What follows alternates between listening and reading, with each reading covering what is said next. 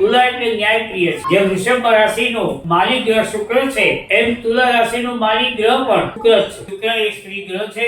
તુલા લગ્ન હોય અને એમાં શુક્ર જો લગ્નમાં પડ્યો હોય, એ વ્યક્તિ અતિશય શોખીન થાય। જન્મ કુંડલીના ચોથા સ્થાનમાં તુલા રાશિનો શુક્ર પડ્યો હોય તો વ્યક્તિને વાહનનું, મકાનનું, બધી જાતના સુખ એને પ્રાપ્ત થાય। વૃશ્ચિક રાશિનો માલિક ગ્રહ પણ મંગળ જ છે, પણ મેષ રાશિ કરતા વૃશ્ચિક રાશિ વાળાનો સ્વભાવ થોડો શાંત, પરંતુ એને નેગેટિવિટી વધારે આવે, નકારાત્મક વધારે વિચાર, કારણ કે મન નબળું હોય। વૃશ્ચિક રાશિ વાળાનો સ્વભાવ થોડો શાંત, જલ્દી ઉગ્ર ન થાય, પણ જ્યારે થાય ત્યારે એને કંટ્રોલ ન કરી શકાય। મંગળ ગ્રહ ખરાબ હોય તો એને જમીન, મકાન, વાહનનું સુખ પૂર્ણ રીતે ન મળે। ધનુ રાશિ જે છે એનો માલિક ગ્રહ છે ગુરુ, જે દેવોના ગુરુ છે, પુરુષવાચક છે, પોતાના લક્ષ્ય પર ધીરે ધીરે આગળ વધતા હોય અને ધર્મપ્રિય અને ભક્તિપ્રિય હોય।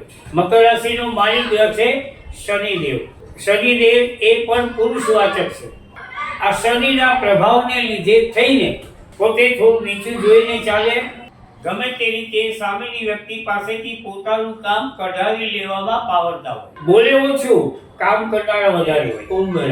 કુંભ રાશિનો માલિક ગ્રહ પણ શનિદેવ જ છે। કુંભ રાશિ વાળા સહનશીલ હોય, બને ત્યાં સુધી કોઈની સાથે વધારે પડતી વાદ વિવાદમાં ઉતરે નહીં, એના પોતાના મનની વાત કોઈને બતાવે નહીં, એની વાત જલ્દી કોઈ જાણી ન શકે, એટલે મીન રાશિ। જેમ ધનુ રાશિનો માલિક ગ્રહ ગુરુ છે, એ જ પ્રમાણે મીન રાશિનો માલિક ગ્રહ પણ ગુરુદેવ જ છે, અને એ ગુરુ એ રાશિ વાળાને બોલવામાં બહુ હોશિયાર બનાવે। બોલવામાં જલ્દી પકડાય નહીં, કારણ કે માછલી છે, ગમે તેમ ફરે, પોતે વાણીથી પકડાય નહીં, તરત ફરી જાય।